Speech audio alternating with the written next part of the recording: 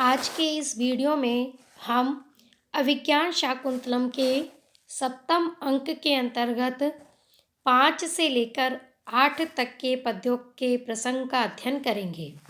जैसा कि पूर्व वीडियो के अंतर्गत हमने देखा कि राजा दुष्यंत इंद्र की सहायता के लिए स्वर्ग में जाते हैं और वहाँ उनके शत्रु असुरों का वध कर देते हैं।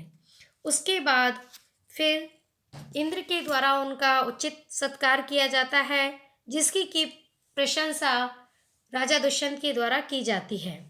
राजा दुष्यंत जब वापिस अपने नगर की ओर आ रहे हैं तो मार्ग में वह इंद्र के सारथी मातली से राजा इंद्र के द्वारा किए गए आदर सत्कार की भूरी भूरी प्रशंसा करते हैं। मातली राजा दुष्यंत की प्रशंसा करते हुए कहते हैं कि आपने जो वीरता और पराक्रम का परिचय दिया, उस हिसाब से आप राजा इंद्र के द्वारा सब कुछ प्राप्त किए जाने योग्य है, पूर्ण आदर के योग्य है। किंतु राजा दुष्यंत इंद्र की प्रशंसा करते हैं और वो कहते हैं कि जिस प्रकार सूर्य ही अंधकार का विनाश करता है, उसका सारथी आरुणी नहीं, उसी प्रकार मैं मात्र निमित्त हूँ। मुझे इंद्र के द्वारा ही इस प्रकार के महान कार्य में नियुक्त किया गया है और मैं जो इस कार्य में सफल हुआ, असुरों का मर्दन करने में मैं जो समर्थ हुआ, यह तो इंद्र की महिमा का ही योगदान है, इंद्र की ही महिमा है, जिसके के कारण मैं दानवों का संहार कर सका। इसी प्रसंग में आगे मातली कहते हैं राजा दुष्यंत से, सदृशम एवं एतत्, ये कथन आपके अनुकूल है। स्तोकम अंतरम अतिथ्य, कुछ ही दूर चल करके, आयुष्मान हे चिरंजीव, इतः पश्य नाक पृष्ठ प्रतिष्ठितस्य सौभाग्यम आत्मयशसः। हे आयुष्मान, आप स्वर्ग लोक में फैले हुए अपने यश के सौभाग्य को देखिए। विच्छिति शेषै सुर सुंदरी नाम वर्णै अमी कल्पलतांशुकेशु विचिन्त्य गीत चमम अर्थ जातम दिवोक से त्वत्चरितम लिखन्ति। यहाँ इस पद्य के अंतर्गत मातली राजा दुष्यंत से कहते हैं कि किस प्रकार देवतागण आपकी चरित्र का गुणगान कर रहे हैं, आपकी प्रशंसा कर रहे हैं, आपके यश को चारों ओर फैला रहे हैं। अमी दिवोक से, ये देवता गीत क्षमम, गाने योग्य, अर्थ जातम, सार्थक पदावली को विचिन्त्य सोच करके, सुर सुंदरी नाम, देव सुंदरियों के, विच्छिति शेषई, अंग राग आदि से बचे हुए, वर्णई, वर्ण से, रंगों से, कल्पलता अंशुकेशु, कल्पलता से उत्पन्न कौशे वस्त्रों पर त्वत्चरितम, आपके जीवन चरित्र को लिखन्ति, लिख रहे हैं। अर्थात ये देखिए स्वर्ग में किस प्रकार आपका यशोगान चारों ओर फैल रहा है। ये देवता लोग आपके चरित्र को लिख रहे हैं।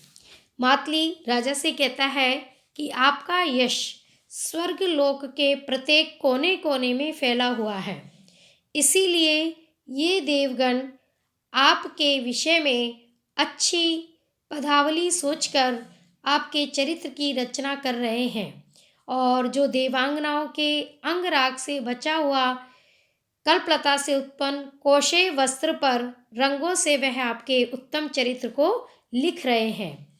इस प्रकार यह अद्भुत आपके चरित्र का गुणगान कर रहे हैं। यह आपके यशोगान को आप देखिए किस प्रकार यहाँ आपका सर्वत्र महिमा मंडन हो रहा है। राजा मातले असुर संप्रहारोत्सुकेन पूर्वेद्यु दिवम अधिरोहता मया न लक्षितः स्वर्ग मार्ग है। हे मातली, पहले असुरों के संहार की इच्छा में उत्सुक मेरे द्वारा स्वर्ग पर चढ़ते समय स्वर्ग के मार्ग को भली भांति न लक्षिते नहीं देखा गया था। कथम अस्मिन् मारुतां पथि वर्तामहे। अब इस समय आप बताइए कि हम वायु के किस मार्ग में स्थित हैं। मातली कहते हैं, त्रिस्रोतसम वहति यो गगन प्रतिष्ठां ज्योतिषी वर्तयति च प्रविवक्त रश्मिः तस्य द्वितीये हरि विक्रमान्वितमस्मकं वायोरिमं परिवहस्य वदन्ति मार्गम। राजा मातली से पूछते हैं कि हे मातली, पूर्व में तो स्वर्ग के इस मार्ग को मैं भली भांति नहीं देख पाया था, क्योंकि मेरे मस्तिष्क पर केवल असुरों के प्रहार, असुरों को मर्दन करने का ही उत्सुकता थी, असुरों का मर्दन करने का ही उत्साह था। किंतु अब जाते समय मैं इस मार्ग को ध्यानपूर्वक देख रहा हूँ, तो तुम मुझे ये बताओ कि हम इस समय वायु के किस मार्ग में हैं। तो मातली अंतरिक्ष से गमन होते हुए स्वर्ग के इस मार्ग का वर्णन करते हुए कहते हैं, हे राजन, य त्रिस्रोतसम वहति यो गगन प्रतिष्ठां ज्योतिषी वर्तयति च प्रविवक्त रश्मिः। हे राजन, हम यह जो गगन प्रतिष्ठां आकाश में प्रतिष्ठित त्रिस्रोतसम गंगा को बहती धारण करता है, जो आकाश में प्रतिष्ठित गंगा को धारण करता है, प्रविवक्त रश्मि ही जो अपनी वायु रूपी किरणों को चारों ओर फैलाता हुआ ज्योतिषीम ध्रुव आदि नक्षत्रों को वर्त्यति घुमाता है, और तस्य उस परिवहस्य वायु परिवह नामक वायु का द्वितीय हरि विक्रम नितमस्कम, भगवान वामन रूपधारी भगवान विष्णु के द्वितीय पाद न्यास से पवित्र इमं मार्गम वदंती, इस मार्ग को कहते हैं। अर्थात मातली बताते हैं कि यह हम इस समय परिवह नामक वायु के मार्ग में स्थित हैं। यह मार्ग कैसा है? जो कि गंगा को धारण करता है और ध्रुव आदि नक्षत्रों को यथास्थान घुमाता है। और इस मार्ग के विषय में एक प्रशस्ति यह भी है कि यह जब भगवान विष्णु ने वामन का रूप धारण किया था, तो उनके द्वितीय पादन्यास के कारण पवित्र हो गया था। ऐसा यह परिवह नामक वायु का मार्ग है। अब राजा कहते हैं, मातले अते खलु सा बाह्य अंतःकरणो मम अंतरात्मा प्रसीदति। मातली, इसीलिए बाह्य इंद्रियों के साथ साथ मेरी अंतर आत्मा भी प्रसन्नता का अनुभव कर रही है। रथांगम अवलोक्य, रथ के पहियों को देखकर मेघ पदवीम अवतीर्णो स्व, अब हम दोनों मेघ मार्ग पर उतर आए हैं। मातली, कथम अवगम्यते, आपको कैसे पता चला? राजा कहते हैं, अयम अर्विव्रेव्यश्चात्कैः निष्पतद्वि हरिभिश्चिरभासं तेजसा च अनुलिप्तः गतम उपरि घनानां वारि गर्भोदराणां पिशुनयति रथस्ते शीकर क्लिन्नेमि। अब यहाँ राजा वायु मार्ग का वर्णन करते हुए कहते हैं, शीकर क्लिन्नेमि अर्थात जल कणों से गीले हुए रथ चक्र के धुरी भाग वाला। अयम, यह ते रथा, आपका रथ, अर्विव्रेव्यः, पहियों के मध्य के अर के छिद्र से निष्पतद् भी निकलते हुए चातकई चातक पक्षियों से तथा अचिरभासाम बिजली के तेज से अनुलिप्तै अनुरंजित हरिबी घोड़ों से वारी गर्वोद्राणाम और जलपूर्ण वारी गर्वोद्राणाम यानी जल है जिसके मध्य में ऐसे जल से परिपूर्ण घना नाम मेघों के ऊपर गतम पिशोन्यति गमन को सूचित कर रहा है। अर्थात कहने का भाव यह है कि जब मातली राजा कहते हैं कि इस समय हम वायु मेघ मार्ग से गुजर रहे हैं, तो मातली पूछते हैं कि यह आपको कैसे पता चला। तो राजा कहते हैं कि इस समय आपका रथ जल से भरे हुए मेघों के ऊपर चल रहा है, क्योंकि आपके रथ के पहियों के धुरे गीले हो गए हैं। पहियों के अरों के छिद्र से चातक पक्षी इधर उधर निकल रहे हैं और तेज बिजली के चमकने से घोड़े अनुरंजित हो रहे हैं, प्रकाशमान हो रहे हैं। तो इन सब से ये सिद्ध होता है कि इस समय हम मेघ मार्ग में चल रहे हैं।